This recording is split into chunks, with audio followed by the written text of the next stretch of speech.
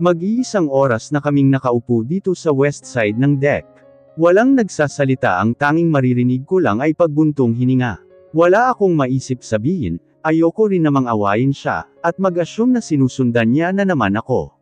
Ganoon din siya sa akin, minsang titingin tapos iiwas, ganoon ang naging routine namin sa loob ng isang oras. May most behave at ang reward ito pagkatapos. Pero hindi ko na kaya giniginaw na ako, kanya na ang award na yon. Thank you kanina, basag ko sa katahimikan naming dalawa. Hindi siya nagsalita pero alam kong nakikinig siya. Ngayon lang ako magkakaroon ng pagkakataon na pasalamatan siya. Dahil ang madalas na mangyari inaaway ko siya, medyo ngayon ko lang napagtanto. Hindi ka ba magsasalita? Baba na ako, naninigas na ako dito. Pag humingi ba ako ng chance na mapalapit sa'yo, would you give it a try? Hindi ako clingy pero pagdating sa'yo, kahit langaw mapapatay ko, ang walang hiya kinumpara pa ako sa tae na may langaw. Walang hiya ka, ano ako tae? Tsaka wala kang chance na makukuha, kasi walang tayo, inis kong talikod dito. Akala ko susunod pa siya, buti na lang hindi na kasi talagang aawayin ko na naman siya. Umupo ako doon ng isang oras, halos manigas ako sa lamig doon, tapos yun lang maririnig ko sa kanya. Nakakainis siya makahingi ng chance, akala mo may naging past kami. Wag lang siyang makalapit-lapit sakin, bibigwasan ko talaga siya, kahit mas mataas siya sakin. Pagdating ko sa kwarto ko, inisikaso ko muna ang mga bagahe ko, hindi ko pala naayos kanina pagdating ko. Paano naman kasi na-excite ako bigla nang makita ko yung view. Nakalimutan kong itanong sa pangit na yon, kung anong ginagawa niya dito. Napatingin ako sa phone kung wala pa ring sumasagot sa tinatawagan ko. Kahit isa sa kanila walang sumasagot, kanina pa ako tawag ng tawag. Seryoso ka ba sa balak mo? Kaya ako nakipagkita sa'yo, kasi hindi para suportahan ka kundi para sabihing tigilan mo ang pinsan ko, inis kong banta sa kaharap ko pero nginisihan lang ako. Minsan iniisip ko talaga kung paano ko naging kaibigan ito. At hindi lang basta kaibigan, best friend pa, kaya nakakasama ng loob na ganito lang ang kakalabasan namin. Wala akong balak na isuko siya, Matt. Dapat matagal mo nang alam yan. Nakipagkita ako sa iyo, kasi malapit na ang birthday niya, kung makipag-usap call na call kala mo kung sinong gwapo. Ano naman ngayon? May panghanda naman kami, kaya hindi ako manghihingi sa iyo, inis kong sabat dito. Be serious man. So ano nga, nakita kong may inilabas siya sa bulsa niyang envelope. Ano yan, love letter? Ibigay mo yan sa birthday niya. Wag mong sabihing galing sakin. Lutong kung ano man yang balak mo, good luck, kasi mukhang matigas yung pinsan ko, mahirap mapaamo.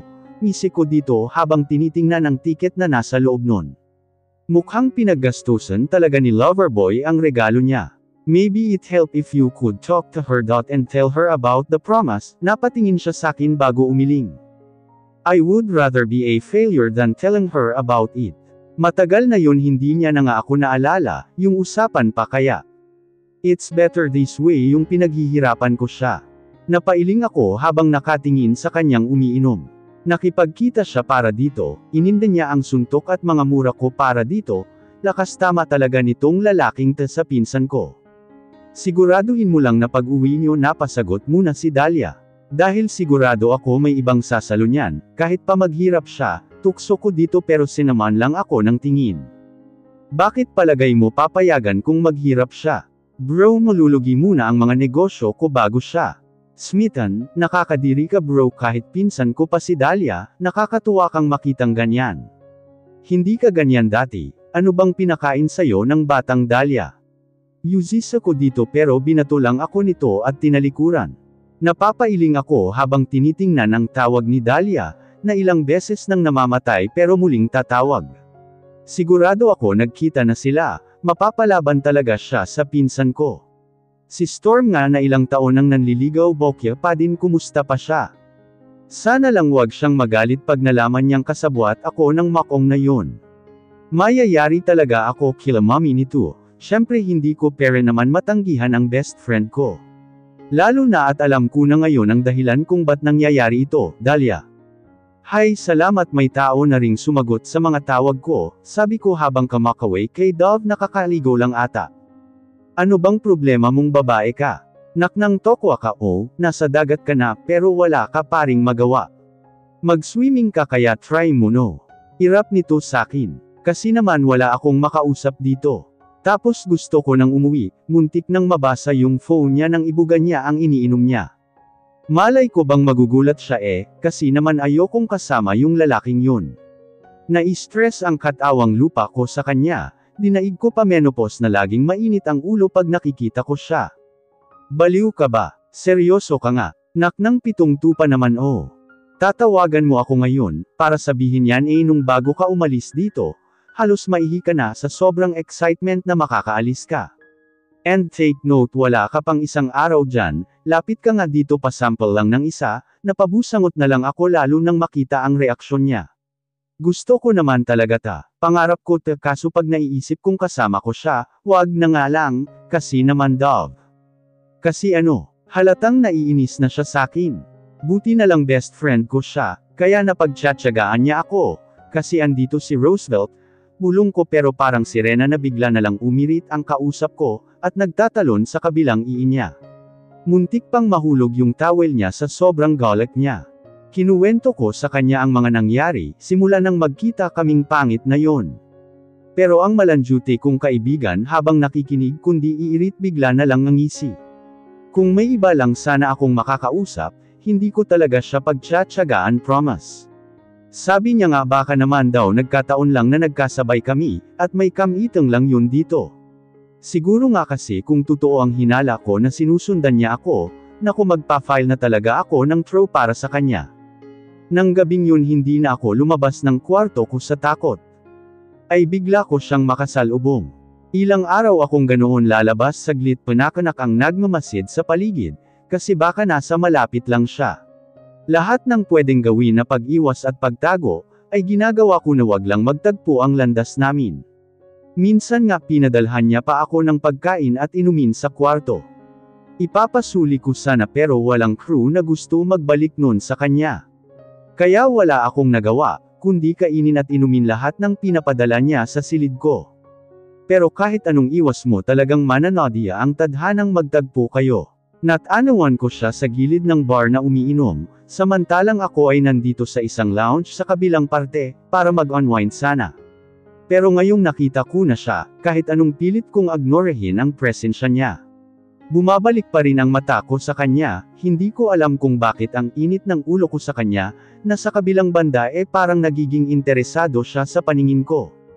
Ma'am may nagpapabigay po, lapag ng isang baso ng wine sa lamesa ko.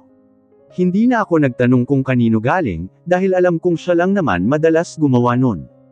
What a flirt lalaki ka nga, asak ko nang malingunan siyang may kausap ng babae. Mukhang modelo ang babae, pero banyaga halos karamihan ng pasahero sa barko, ay puro ibang lahi. Halos konti lang ang Pinoy na nakasalamuha ko simula nang dumating ako. Tatayo na sana ako nang biglang may naupo sa lamesang inuukupo ko. Sisigawan ko sana ng akala ko ay yung makong na yun ang naupo, pero sinalubong ako ng isang nakakasilaw na ngiti. Nginuya ba ng lalaking ito, ang isang tube ng toothpaste grabe kuminang Bonsoir Bella, napangiti ako dito. French ha? Interesting kaso hindi ako magaling dun sayang. Bonsoir puis-je vous aider? Tanong ko dito. Puti, blue eyes matangos na ilong, at mananipis na labi, okay na sana kaso pumilantek. Madami na talagang peke sa mundo mahirap ng kilalanin. Do you mind if I join you? Sinyas niya sa bakanting upuan sa harap ko. Sure. Anything I can help you. Balik kong tanong dito nang tingnan niya ako ay akala mo ulam. I know you an idea about me so I don't mind. Anyway I'm looking for a model right now, it happens that you have a good posture. Do you want to give it a try? Napailing ako dito. Gusto ko pero mas marami akong kailangang asikasohin. I'm sorry but I can't. I'm getting married in a few months. Did you see the guy over there? He's my fiancé. Napanganga siya sa sinabi ko, bago tumingin sa lalaking madilim ang anyong nakatingin sa amin. Oh my God! Art Roosevelt one of a bachelor. How did you? Naputol na ang iba pa niyang sasabihin nang may isang malaking kamay na nagpahiwalay sa pagbubulungan naming dalawa. Sa itsura kasi naming dalawa kanina, mukha na kaming naghahalikan. Nakadukwang siya sa akin at ganoon din ako sa kanya. Natutuwa kasi akong asarin ang lalaking yun, lalong pumapangit. Who told you that you can touch my wife? Napamulagat kaming dalawa sa kanya, habang seryoso itong nagsasalita. Talking and smiling to her is enough. Touching her in any way is beyond my policy, tiimbagang niyang usal, habang titig na titig sa baklang katabi ko. Napabitaw tuloy ito sa braso ko, na kanina niya pa nililangkis nang lumapit ang lalaking ito. And dealing with my business is beyond your limit, Mr. Roosevelt. I thought you knew that already. Nakita ko ang pagtiimbagang nito, at ang pagkuyam ng kamao. I'm really pushing his limit. Ang haba pala ng pasensya ng lalaking ito. Akala ko ba walang nagpapatiklop dito? It's Arthur, baby. I thought you knew that from the day you touch my lip I mark you mine, taas kilay nitong sagot. Nagpaalam na ang malanding bakla, natakot ata dito sa makong na ito.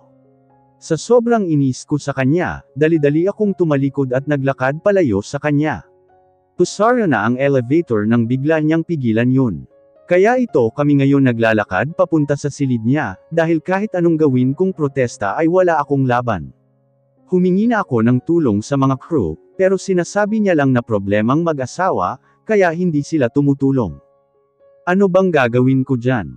Gusto ko nang magpahinga, kaya tantanan muna ako, inis kong hampas sa kamay niyang mahigpit na nakakapit sa bewang ko. Magpapahinga, di ba pagod ka na? Huwag mo akong subukan, Miles. Pinabayaan kitang lumayo sakin, pero yung may mga bubuyog na aaligid sa'yo, hindi kasali yon. Ay talagang makakapanakit ako, wag mong subukan. As if naman kaya mong gawin yun, bulong ko pero narinig pa ako ng makong na ito. Gusto ko bang umpisahan ko sa mga lalaking lumalandi sa'yo?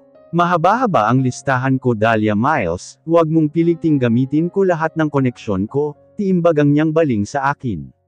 Bigla parang gusto ko nang umuwi sa bahay, at wag nang lumabas pa. Nanindig bigla ang balahibo ko sa klase ng tingin niya. Mararamdaman mo doon ang galit at panibugho. Ayoko mang aminin pero bigla akong natakot sa kanya. Kung kailangan kitang itali dito sa loob ng kwarto ko, wag ka lang lapitan ng mga tali pandes na yon, I'll do it, wife. I don't want someone invading my property, utos nito bago ako talikuran at iwan doon sa sala niya. I'm not anybody's property. Hindi ako gamit o bagay para may mag-ari, taas noo kong sagot dito, kahit na mamawis na yung kamay ko sa nerbiyos. Mamaya sa sobrang galit nito sakin, bigla na lang nito akong isalvage. Walang makakaalam kung anong mangyayari sakin, lalo na kaming dalawa lang dito sa kwarto niya. Napayakap tuloy ako bigla sa sarili ko. Aray, ba't ka namamato? Wala kang galang sa babae ah. Kunot noo kong sigaw dito. Nababaliw ka na naman kung ano-anong iniisip mo. Magluluto ako, magpahinga ka dyan kung gusto mo. Woy, makapagsalita ka, parang close tayo ah. Akala mo kilalang kilala mo ako eh. Humarap ulit siya sakin at mayabang na pinag-cross sa dibdib niya ang kamay. Saan mo ba gustong umpisahan ko ang mga alam ko tungkol sa'yo, Dahlia Miles? You love coffee, reading and loves eating chocolates while stressed. I hate you. Isa kang malaking stalker, pigil ko dito nang tama nga ang inumpisahan niyang sabihin tungkol sakin. Guwapong stalker naman ako, hayaan mo isang araw mahuhulog ka na lang sa akin. At pag nangyari yun sisiguraduhin kong hulog na hulog, para hindi ka na makakabawi pa, ngisi nito bago diretsyong naglakad papunta sa kusina niya. Mangyayari kaya yun ang mahulog ako sa kanya? Kung mangyari yun, mahal niya pa din kaya ako? Ay hindi niya naman sinabing mahal niya ako, basta pinupush niya lang na mapang-asawa ako. Malungkot akong napangiti minsan, dahil sa pera hindi mo na alam kung ano ang intensyon sa'yo ng isang tao. Sana kung mangyari man yun, hindi lang dahil sa kumpanya kaya siya magpapakasal. Kasi parang iniisip ko pa lang na dahil lang sa kasunduan, kaya siya ganyan masakit na agad sa dibdib. It's been 2 days since I spent a day with Arthur. Hindi pa kami close, no, sadyang di lang ako makaalis sa kwarto niya kasi nilock niya. At ang walang hiya, may mga kasama palang bodyguard na sa ibang kwarto lang. Siya na talaga, dinaig pa ang anak ng presidente kung makaarte. Hindi mawala sa isip ko nung magising akong may kausap siya sa telepono. Sobrang dilim ng anyo ng mukha niya, parang any moment he will eat someone alive. That moment I think I saw another side of him, although hindi niya alam na nakita ko siya. Nung napansin kasi niya akong gising, bigla niyang ibinaba ang tawag. Alam mo yung itsura niyang nakakatakot basta di ko ma-explain eh.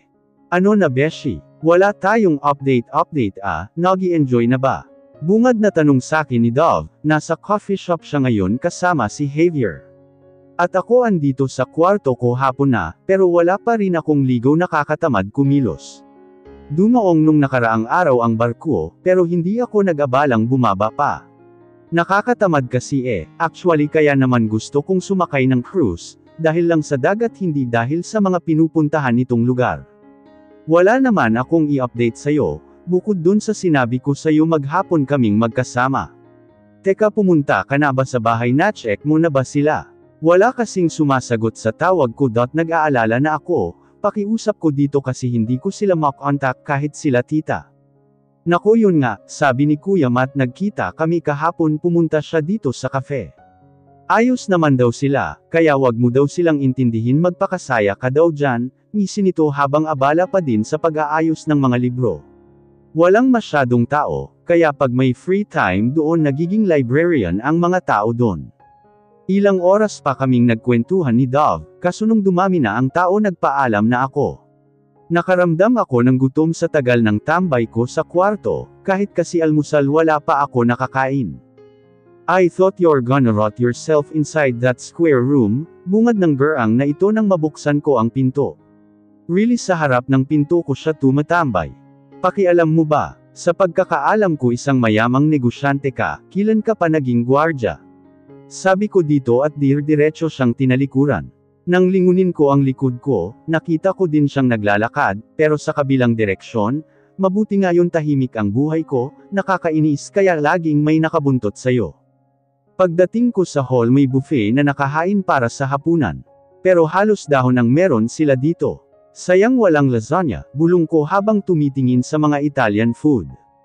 Nang makabalik ako sa lamesa ko, meron nang nakalapag doon na lasagna. Tumingin pa ako sa paligid, dahil baka may nagkamali lang ng lapag. Nang may dumaang waiter, saka ko ito tinawag at nagtanong. Yes ma'am, Mr. Roosevelt ordered us to cook food for his wife. And that's you right? Nakangiti nitong sagot bago ako iniwan. Nakakainis siya, sinusuhulan niya ako ng pagkain. Hindi ko alam pero masarap naman yung pagkain nasa harap ko, pero parang hindi masaya. Nakakawalang ganang kumain, napatingin ako sa loob ng hall na yun abala ang lahat sa pagkain. Pero isang pares ang umagaw sa atensyon ko, ilang minuto na doon ang mata ko, bago kusang sumuko ako at tumayo. I feel sad and angry at the same time, I don't know why but I really feel betrayed. Seeing them smiling at each other, as if they own the world, my heart came a little bit.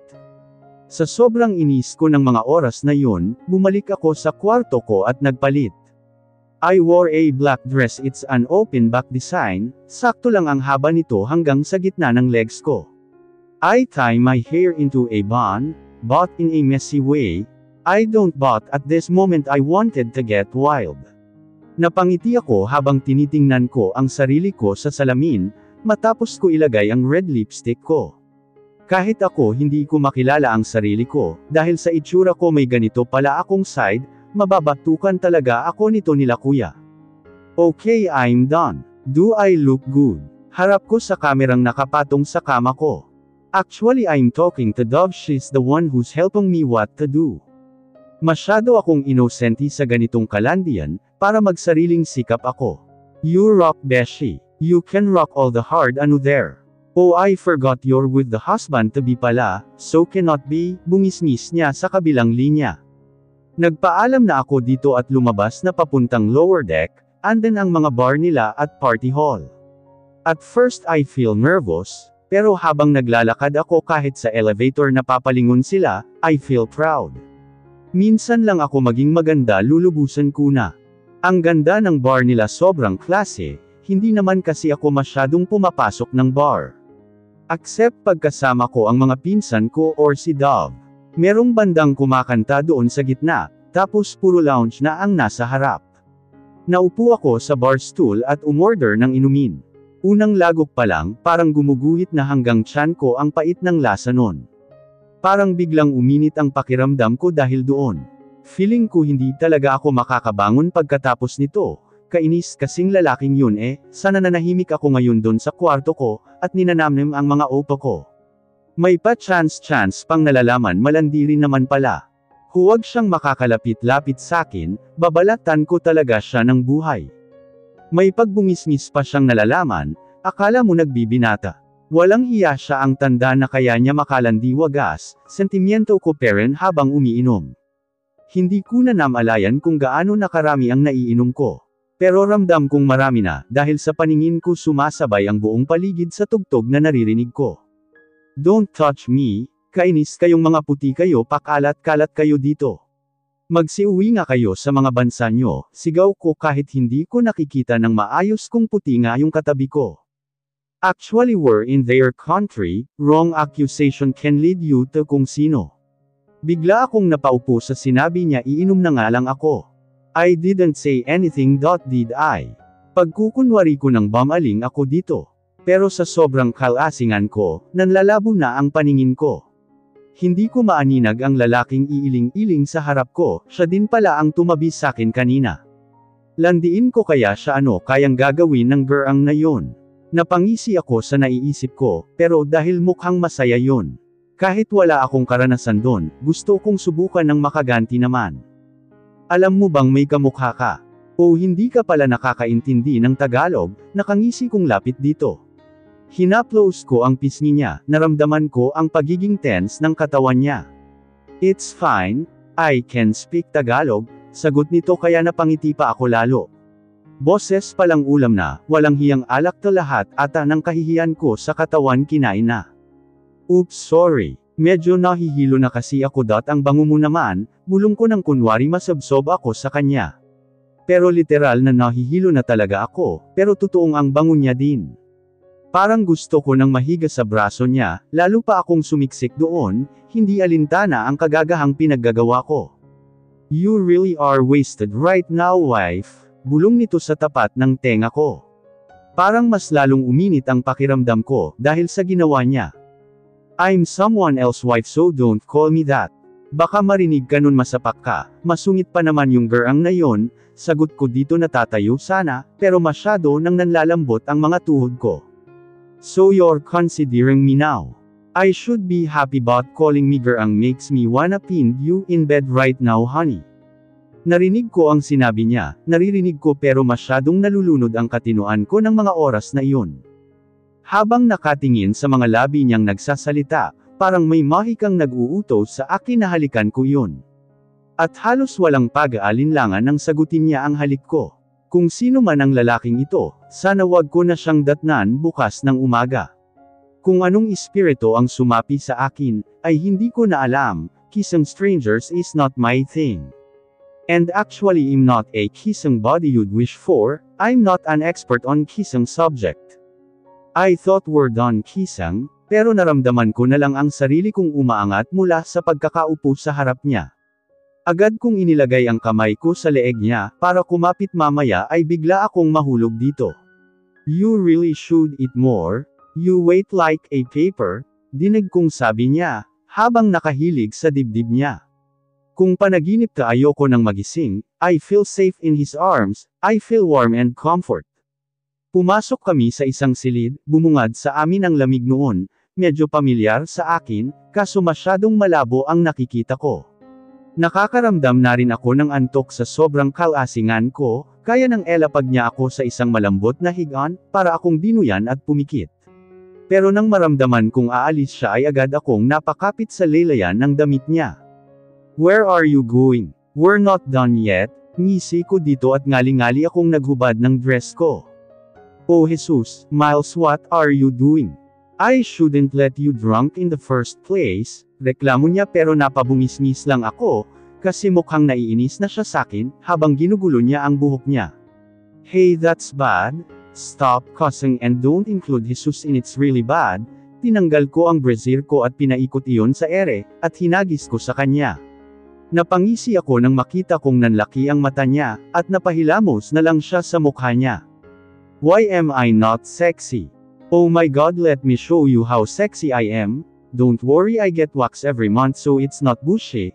Hagik-hak ko bago ako tumayo, at akmang huhuberin ko ang panloob ko nang halos magkandadapa-dapa siya kakaawat sa akin eh. Ayaw mong makita. Sayang naman, I read a book once, they say man loves a girl's ano. Jesus, ba't mo ba ako pinapahirapan ng ganito? Mahirap na yung matino siya. Pero mas mahirap pala paglasing siya, dinig kong bulong niya. Oops, don't even think. Zip your mouth honey, before I ravish that beautiful mouth of yours. Baka kung ano na namang sabihin mo mababaliw na talaga ako, pinigilan niyang magsalita ulit ako. Kawawa naman siya, mukhang na-stress siya dahil sakin, panay sa bunot niya sa sarili niya. Masakit na siguro ang ulo niya, at medyo parang nahihirapan na siyang kumilos. Masyado atang masikip yung pants niya. Mr. Stranger, mukhang masikip yung pants mo. You want me ta? I said shut up. If you keep talking I would end up endlessly banging you tonight, Dahlia Miles. So better shut it, okay? Ang sungit niya naman. Itatanong ko din sana kung paano niya ako nakilala, di naman ako sikat. Baka nagpakilala ako kanina, siguro nga ganoon. Nahilo na ako lalo. Kakapaikot-ikot niya sa harap ng bed. Pero hindi niya naman ako kinakausap, o nilalapitan man lang. Mabaho ba ako? Parang hindi naman. Bumangon ako nang mahulog ko ang isang una nang amuyin ko ang sarili ko.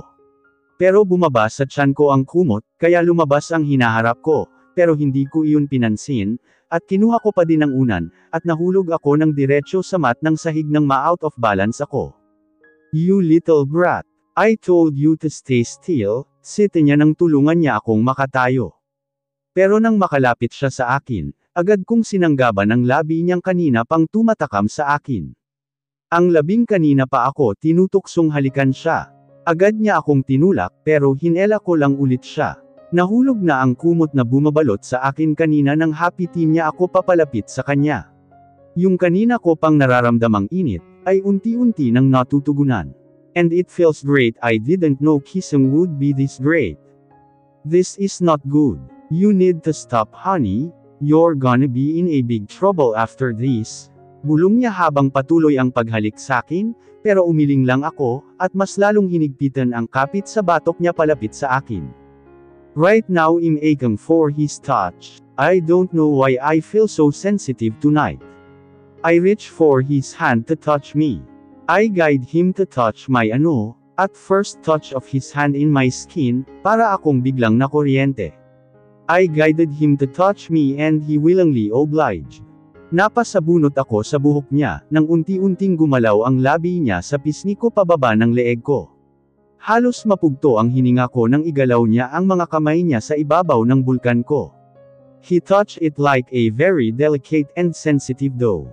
I gasped and flinched when he pinched my thing. It sent shiver in my body, but it's add more lustful images on me. But all of them crashed when he stopped kissing me. Naririnig ko ang buntong hininga niya, at ang paghahabol ng hininga. Hindi ko alam kung dahil sa ginawa namin or he's frustrated on something. This is not good. I didn't wait for you just to treat you like this. I'm so messed up. I'm sorry.